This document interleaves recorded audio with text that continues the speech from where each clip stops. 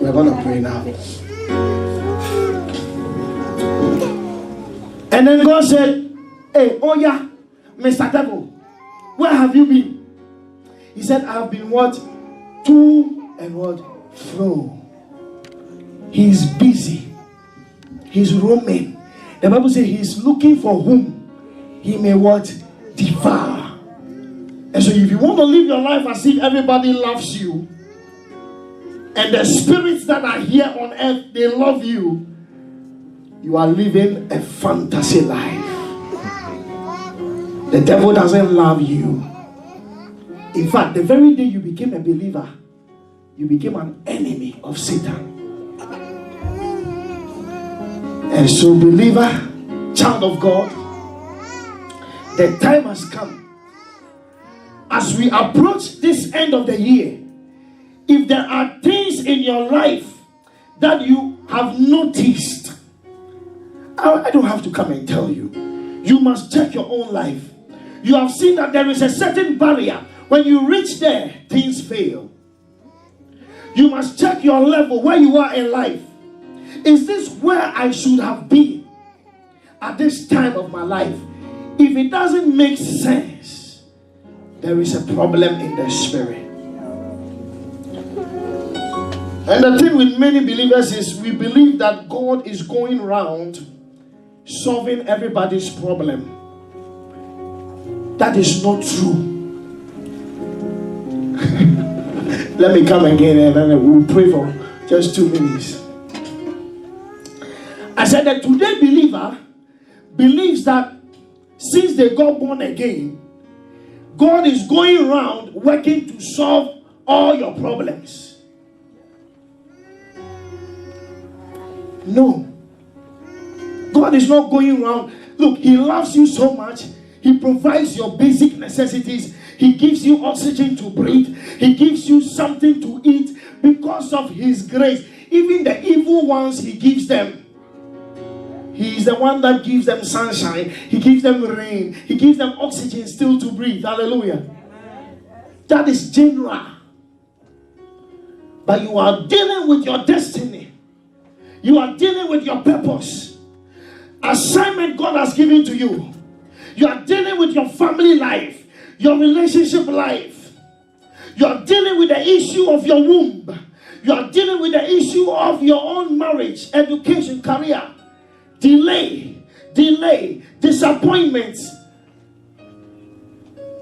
Is God not in control? Yes. If He's in control, then why are some things not working? Oh yes, He's in control. But He has given you and I everything it takes to win the battles of this life. Jesus defeated the devil, but He came around and said, now I have given you all the what? Power. Hallelujah. Are you watching this?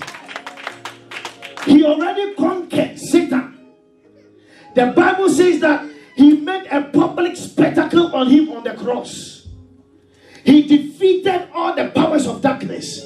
But after doing all that, He came back and said, now I give unto you the power to trample over what? The serpents and the scorpions. He didn't say, I'm going to come trample over them for you. Check your Bible and see whether that's what He said. But many believers, we live their life as if, bring up the keyboard please. We live our lives as if it is Jesus that has to come down now and do. You say, why do you say that, Pastor? Because you are not using the power. You are not using the authority. You are waiting. Can you please come up? Yes. We are waiting for Jesus to come. But the last time I checked in the scriptures, the Bible says He is what? Seated. Oh, have you seen that scripture before? He is what? Seated at the right hand side of what? God. When He hung on the cross, you know what He said? He said, it is what? He has finished His assignment. He has finished everything He needs to do for you and I. Now He has given us what? The authority, the power to now do what? Trample over what? The serpent, the scorpion, and over what? All the power of the enemy. So guess what? If you don't do the trampling, the serpent will what? Bite. I'm not your friend this morning. No, I'm not your friend. Sister Colette, if you don't do the trampling, the serpent will still hurt. And all the time you said, I'm waiting on God, I'm waiting on God. God is sitting on his throne and saying, why are you waiting for me? It's like this. I give you the keys. I say, hey, you can now drive this car. It's yours. Take the Mercedes. Is it a Mercedes key? It's a Chrysler. Don't worry. You claim the Mercedes, isn't it? Amen. Take the Mercedes. It's yours. Drive it. And then I go. And then I go and sit at my place, which is on the right-hand side of God. And I'm seated. And all the while I'm seated, you are still saying, oh, Jesus, come and drive the car for me. Oh, Jesus, I know you love me too much. Come and make me marry. Come and open the door for me. Oh, Jesus, you know I need a promotion. Come and promote me. And then Jesus is seated. He said, I thought I gave you the keys. I thought I gave you the keys. Why are you not running the motor? Why are you not pushing the pedal? Why have you not started the engine? What are you waiting for? And then we keep waiting. Oh Lord, come and make me happy. Come and open this and come and do this.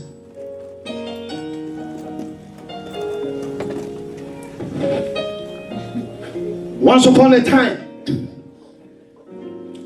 Jesus said, what do men say I am? Who do men say I am? They said, oh, they said you are John the Baptist. Oh, they said you are Elijah. Oh, they said you are Isaiah. Jesus said, okay, but who do you say I am? Then Peter, somebody say Peter. By the inspiration of the Holy Ghost, he said, you are the Christ, the anointed one. Hallelujah. Jesus said, flesh and blood has not revealed this unto you, but my Father which is in heaven. Now I say also unto you, thou art who? Peter, and upon this rock I will what? Build my church, and the gates of hell shall not what? Prevail against it. Now I'm going to end here. Watch this. He said, you are Peter. You are David. You are Tyrone. Did I get it? Tyrone. I was close. You give me about 70%. Amen. You are Gabriel. Upon this rock, the revelation that I am the Christ. I will build my church. Who is the church? You and I. And he said, and the gates of hell shall not what? If the gates of hell will not prevail over the church. Now watch the next verse. He says, and I will give also unto thee the keys of the kingdom of what? Heaven. And whatsoever you shall what? Bind on earth shall be. And whatsoever you shall be. Now wait. Please give me back my keys. Thank you. I gave unto you the keys. Normally when you give the keys, you now give the instructions of how to what? Use the keys. So I say, he said to him, now I've given you the keys of the kingdom of what? Now how many know that every good gift comes from heaven? Oh, if you know it, say Jesus. You don't believe that good gifts comes from heaven? If you know it, say I believe. I believe. So can you imagine that the place where all good gifts come from, is there anything that you want on this earth that cannot be found in heaven, that God cannot supply? Is there anything?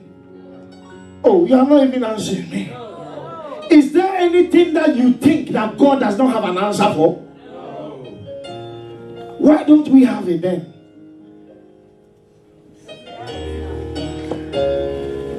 Though he has given us the keys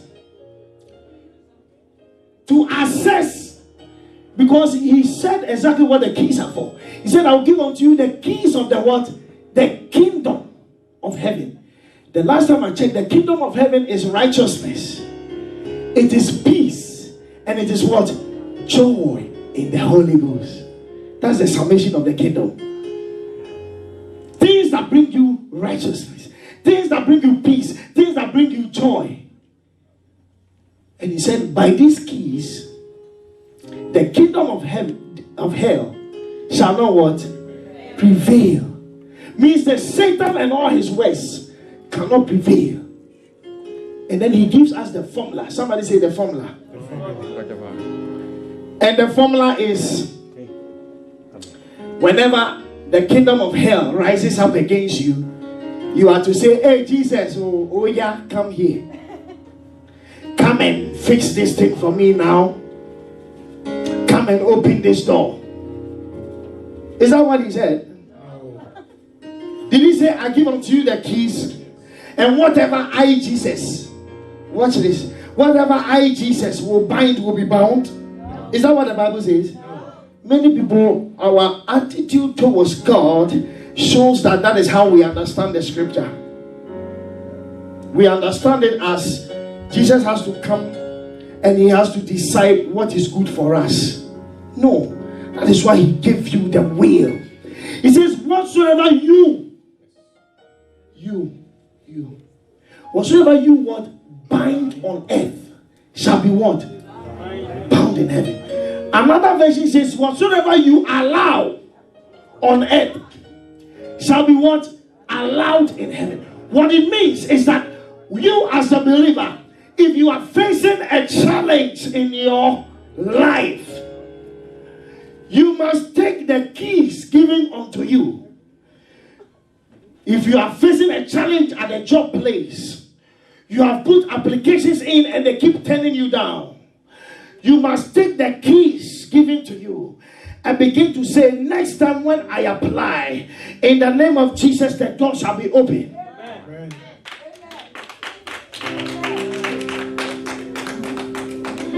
Spiritual warfare. How to win the battle in the spirit. You must take the key and begin to declare. Look for the hiring manager's name. And as you get his name in your prayer chamber, you begin to declare, Mr. Johnson, I decree you shall not deny me this job. By the authority given to me by Jesus Christ, I decree that as I apply, you will favor me. You must begin to decree, my next relationship will not fail. Devil, I've had enough. And so the very next time you enter into your next relationship, you begin to pick this gentleman or this lady up in prayer. Say, you will favor me. You will treat me right. In the mighty name of Jesus, you will not disappoint me. Spirit of disappointment, I declare you bound. Spirit of shame, I declare you bound. Spirit of delay, I declare you bound. In the name of Jesus. And then Jesus will be sitting down there in heaven, releasing the angels. Hey, did you hear what he said? In the name of Jesus, move, move. Because whatever you bind, what it means that it will be bound in heaven means that heavens will respond to bring it to pass. Are you hearing me, somebody? So when he said, in the name of Jesus, favor on the job, the Lord releases an angel of favor. And that very morning that manager is planning to write you up, he will get to his office and he will not understand what hit him. He will take the write-up paper, tear it up, throw it in the bin, and then he will ask, hey, where is Jackson? Get him into the office. He said, Jackson, how long have you worked here? He said, 3 years. Have I ever given you a raise? No, sir. Have I ever given you a promotion? No, sir. Okay, I think you are due for a raise. Are you hearing me, somebody? You take the authority in the spirit, and the natural will follow.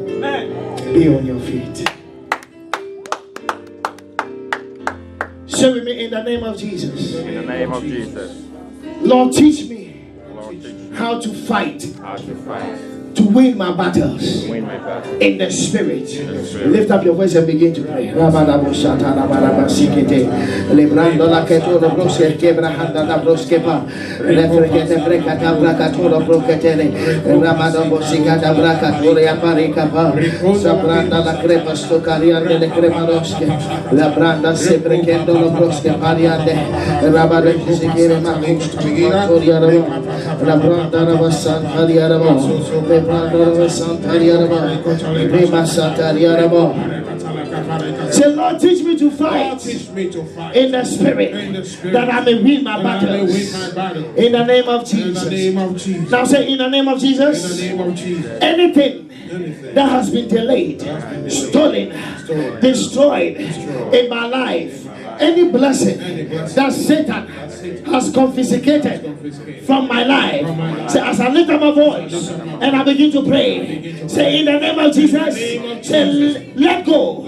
Say, devil, let go. Say, Satan, let go. Say, Satan, let go. Say, take your hands off my blessings. Take your hands off my manifestation. Take your hands off my favor. Take your hands off my joy. Take your hands off my health. Take your hands off my power. Take your hands off my destiny. Now. In Jesus' name. Lift up the voice and pray.